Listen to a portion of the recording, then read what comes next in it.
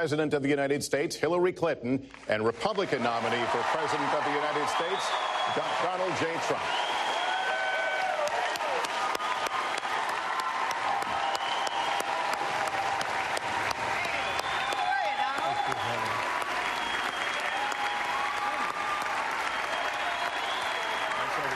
Good luck to you. Mr. Trump, good luck to you.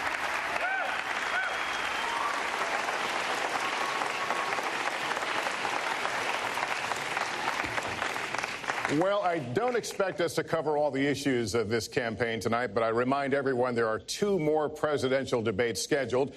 We are going to focus on many of the issues that voters tell us are most important, and we're going to press for specifics. I am honored to have this role, but this evening belongs to the candidates and just as important to the American people. Candidates, we look forward to hearing you articulate your policies and your positions, as well as your visions and your values. So, let's begin. We're calling this opening segment Achieving Prosperity, and central to that is jobs. There are 2 economic realities in America today. There's been a record 6 straight years of job growth, and new census numbers show incomes have increased at a record rate after years of stagnation. However, income inequality remains significant, and nearly half of Americans are living paycheck to paycheck. Beginning with you, Secretary Clinton, why are you a better choice than your opponent to create the kinds of jobs that will put more money into the pockets of American workers? Well, thank you, Lester, and thanks to Hofstra for hosting us. The central question in this election is really what kind of country we want to be and what kind of future we'll build together. Today is my granddaughter's 2nd birthday, so I think about this a lot. First, we have to build an economy that works for everyone, not just those at the top. That means we need new jobs, good jobs, with rising incomes. I want us to invest in you. I want us to invest in your future.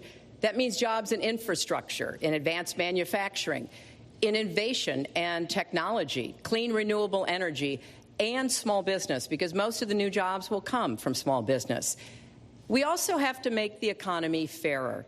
That starts with raising the national minimum wage and also guarantee, finally, equal pay for women's work. I also want to see more companies do profit sharing. If you help create the profits, you should be able to share in them, not just the executives at the top. And I want us to do more to support people who are struggling to balance family and work. I've heard from so many of you about the difficult choices you face and the stresses that you're under. So let's have paid family leave, earned sick days. Let's be sure we have affordable child care and debt-free college. How are we going to do it? We're going to do it by having the wealthy pay their fair share and close the corporate loopholes. Finally, we tonight are on the stage together, Donald Trump and I. Donald, it's good to be with you. We're going to have a debate where we are talking about the important issues facing our country. You have to judge us. Who can shoulder the immense, awesome responsibilities of the presidency? Who can put into action the plans that will make your life better? I hope that I will be able to earn your vote on November 8th. Secretary Clinton, thank you. Mr. Trump, the same question to you. It's about putting more money into the pockets of American workers. You have up to 2 minutes. Thank you, Lester. Our jobs are fleeing the country. They're going to Mexico. They're going to many other countries. You look at what China is doing to our country in terms of making our product. They're devaluing their currency, and there's nobody in our government to fight them.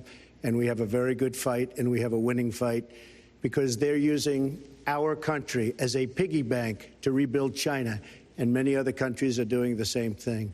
So we're losing our good jobs, so many of them. When you look at what's happening in Mexico, a friend of mine who builds plants said it's the 8th wonder of the world. They're building some of the biggest plants anywhere in the world, some of the most sophisticated, some of the best plants. With the United States, as he said, not so much. So Ford is leaving. You see that, their small car division leaving.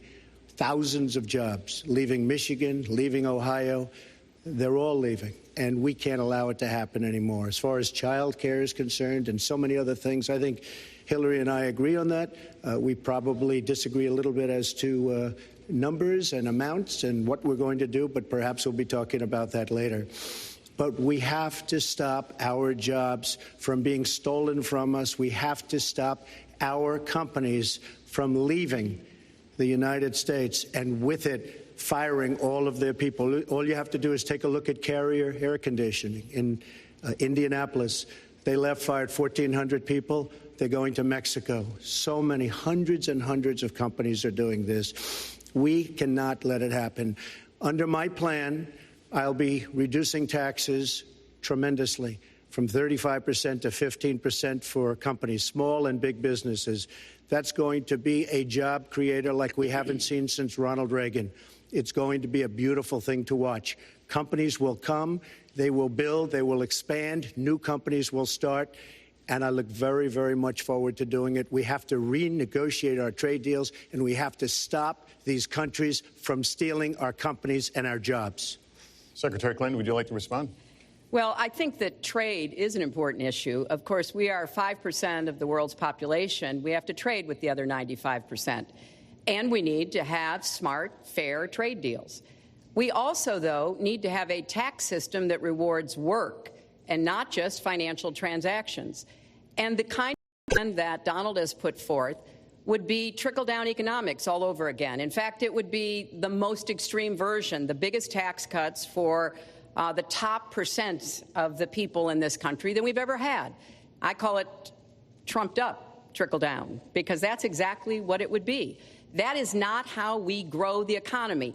We just have a different view about what's best for growing the economy, how we make investments that will actually produce jobs and rising incomes.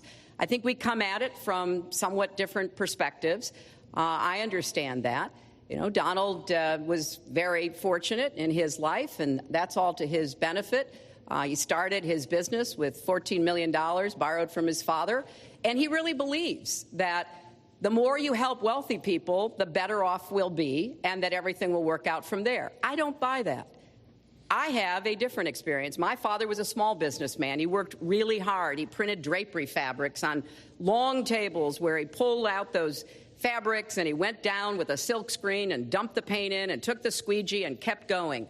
And so what I believe is the more we can do for the middle class, the more we can invest in you, your education, your skills, your future, the better we will be off and the better we'll grow. That's the kind of economy I want us to see again. Let me follow up with Mr. Trump, if I can. You've talked about creating 25 million jobs, and you've promised to bring back millions of jobs for Americans. How are we going to bring back the industries that have left this country for cheaper labor overseas? How specifically are you going to tell American manufacturers that you have to come back? Well, for one thing, and before we start on that, my father gave me a very small loan in 1975, and I built it into a company that's worth many, many billions of dollars with some of the greatest assets in the world.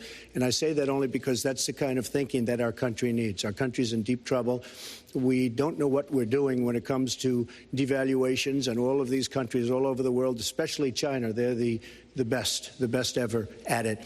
What they're doing to us is a very, very sad thing. So we have to do that. We have to renegotiate our trade deals. And Lester, they're taking our jobs, they're giving incentives, they're doing things that, frankly, we don't do. Let me give you the example of Mexico.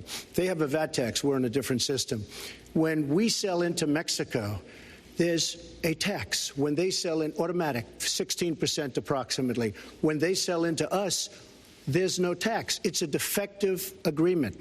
It's been defective for a long time, many years, but the politicians haven't done anything about it. Now, in all fairness to Secretary Clinton, yes, is that okay? Good. I want you to be very happy. It's very important to me. But in all fairness to Secretary Clinton, when she started talking about this, it was really very recently. She's been doing this for 30 years. And why hasn't she made the agreements better? The NAFTA agreement is defective just because of the tax and many other reasons, but just because of the fact. Let me interrupt just a moment. Secretary Clinton and others, politicians, should have been doing this for years, not right now because of the fact that we've created a movement. They should have been doing this for years. What's happened to our jobs and our country and our economy generally is, look, we owe $20 trillion. We cannot do it any longer, Lester. Back to the question, though, how do you specifically bring back jobs? American manufacturers, how do you make them bring the jobs back? Well, the first thing you do is don't let the jobs leave. The companies are leaving. I could name, there are thousands of them. They're leaving, and they're leaving in bigger numbers than ever. And what you do is you say, fine, you want to go to Mexico or some other country, good luck. We wish you a lot of luck. But if you think you're going to make your air conditioners or your cars or your cookies or whatever you make and bring them into our country without a tax, you're wrong. And once you say you're going to have to tax them coming in, and our politicians never do this because they have special interests, and the special interests want those companies to leave because in many cases they own the companies. So what I'm saying is we can stop them from leaving. We have to stop them from leaving, and that's a big, big factor. Let me let Secretary Clinton get Well, let's stop for a second and remember where we were 8 years ago. We had the worst financial crisis, the Great Recession, the worst since the 1930s. That was in large part because of tax policies that slashed taxes on the wealthy, failed to invest in the middle class, took their eyes off of Wall Street, and created a perfect storm. In fact, Donald was one of the people who rooted for the housing crisis. He said back in 2006, gee, I hope it does collapse because then I can go in and buy some and make some money. Well, it did collapse. That's called business, by the way. 9 million people lost their jobs. 5 million people lost their homes, and $13 trillion in family wealth was wiped out. Now, we have come back from that abyss, and it has not been easy. So we're now on the precipice of having a potentially much better economy. But the last thing we need to do is to go back to the policies that failed us in the first place. Independent experts have looked at what I've proposed and looked at what Donald's proposed, and basically they've said this, that if his tax plan, which would blow up the debt by over $5 trillion and would in some instances disadvantage middle-class families compared to the wealthy, were to go into effect, we would lose 3.5 million jobs and maybe have another recession. They've looked at my plans and they've said, okay, if we can do this, and I intend to get it done, we will have 10 million more new jobs because we will be making investments where we can grow the economy. Take clean energy. Some country is going to be the clean energy superpower of the 21st century.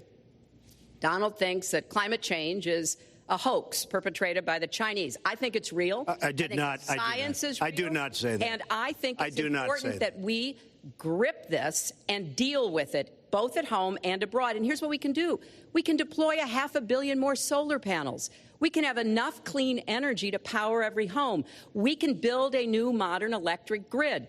That's a lot of jobs. That's a lot of new economic activity. So I've tried to be very specific about what we can and should do, and I am determined that we're going to get the economy really moving again, building on the progress we've made over the last 8 years, but never going back to what got us in trouble in the first place. Mr. Trump. She talks about solar panels. We invested in a solar company, our country. That was a disaster. They lost plenty of money on that one.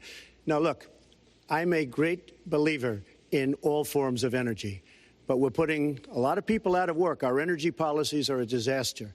Our country is losing so much in terms of energy, in terms of paying off our debt.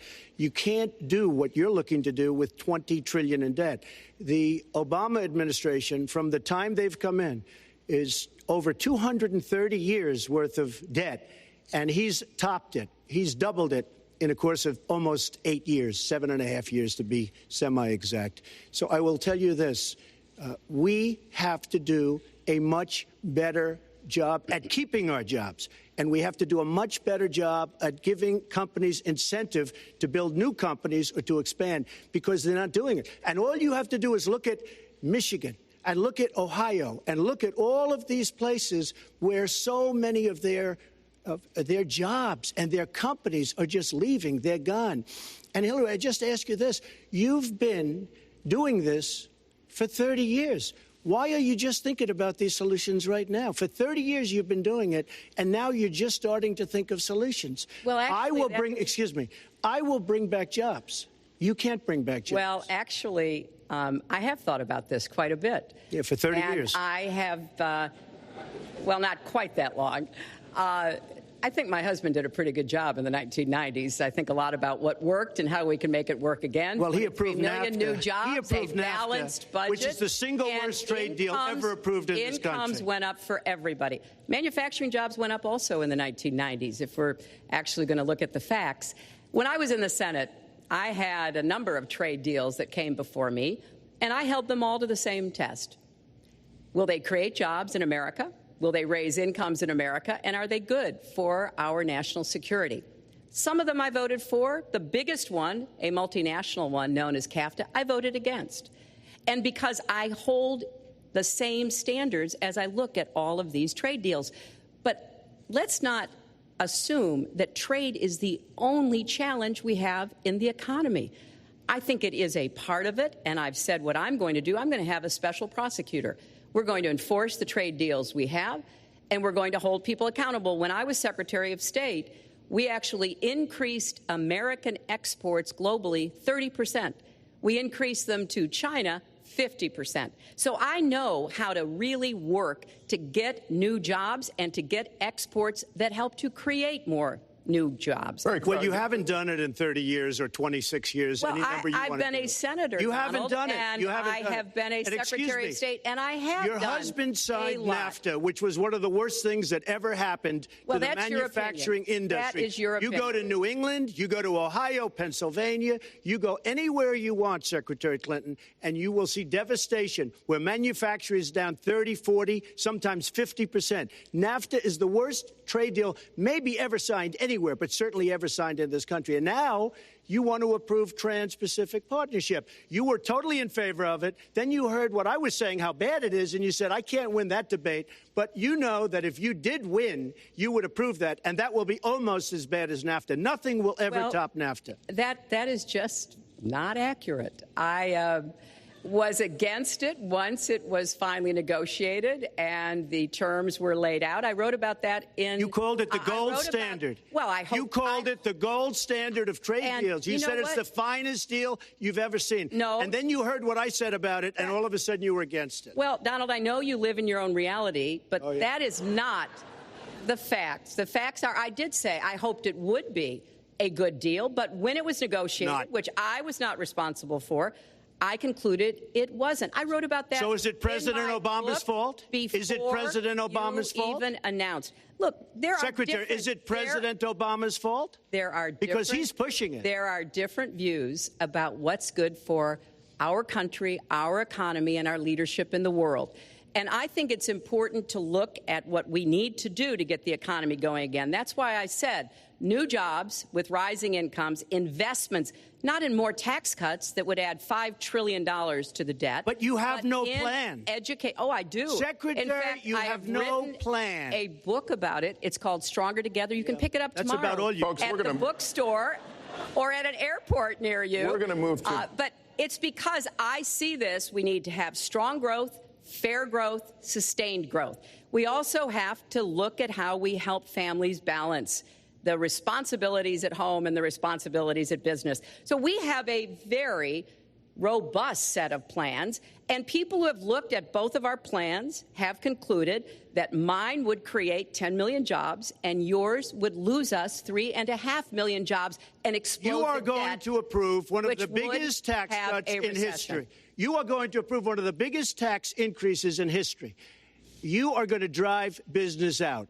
Your regulations are a disaster, and you're going to increase regulations all over the place. And by the way, my tax cut is the biggest since Ronald Reagan. I'm very proud of it.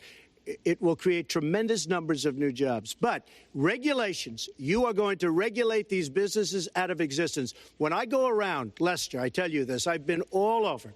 And when I go around, despite the tax cut, the things that business and people like the most is the fact that I'm cutting regulation. You have regulations on top of regulations, and new companies cannot form, and old companies are going out of business, and you want to increase the regulations and make them even worse. I'm going to cut regulations, but I'm going to cut taxes big league, and you're going to raise taxes big league. End of story. Let me get you to pause right there, because we're going to move into the next segment. We're going to talk taxes. That can't be left to stand. Please take 30 seconds. I kind of assumed that there would be a lot of these charges and claims, And so Facts. we have taken the homepage of my website, HillaryClinton.com, and we've turned it into a fact checker. So if you want to see in real time what the facts are, please go and take a look. Because and take a look at mine also, and you'll see. Add a penny to the debt, and your plans would add $5 trillion to the debt. What I have proposed would cut regulations and streamline them for small businesses. What I have proposed would be paid for by raising taxes on the wealthy because they have made all the gains in the economy. And I think it's time that the wealthy and corporations paid their fair share to support this country. Well, you just opened the next segment. Well, look, could I just finish? Actually, I think I should. I'm going to give you a go to her chance website, right here. With the and new you take a look at her segment, website. She's going to raise taxes $1.3 trillion. Mr. Trump, and look at her website. You know what? It's no different than this. She's telling us how to fight ISIS. Just go to her website. She tells you how to fight ISIS on her website. I don't think General Douglas MacArthur would like that too much. The next segment, we're continuing the subject of... Well, at least I have a plan to fight ISIS. No, you're telling the enemy everything you want to do. No, we're not. See, you're telling the enemy everything you want to do. No wonder you've been fighting. No wonder you've been fighting ISIS your entire adult life. Folks, go to the fact checkers. Get to work. You are unpacking a lot here, and we're still on the issue of achieving prosperity. And I want to talk about taxes. The fundamental difference between the two of you concerns the wealthy. Secretary Clinton, you're calling for a tax increase in the wealthiest Americans. I'd like you to further defend that. And Mr. Trump, you're calling for tax cuts for the wealthy. I'd like you to defend that. And this next 2-minute answer goes to you, Mr. Trump. Well, I'm really calling for major jobs because the wealthy are going to create tremendous jobs. They're going to expand their companies. They're going to do a tremendous job. I'm getting rid of the carried interest provision. And if you really look, it's not a tax. It's really not a great thing for the wealthy. It's a great thing for the middle class. It's a great thing for companies to expand. And when these people are going to put billions and billions of dollars into companies, and when they're going to bring $2.5 trillion back from overseas, where they can't bring the money back because politicians like Secretary Clinton won't allow them to bring the money back because the taxes are so onerous and the bureaucratic red tape. So what is so bad? So what they're doing is they're leaving our country, and they're, believe it or not, leaving because taxes are too high and because some of them have lots of money outside of our country, and instead of bringing it back and putting the money to work because they can't work out a deal to, and everybody agrees it should be brought back, instead of that, they're leaving our country to get their money because they can't bring their money back into our country because of bureaucratic red tape, because they can't get together, because we have a president that can't sit them around a table and get them to approve something. And here's the thing. Republicans and Democrats agree that this should be done. $2.5 trillion. I happen to think it's double that. It's probably $5 trillion that we can't bring into our country, Lester.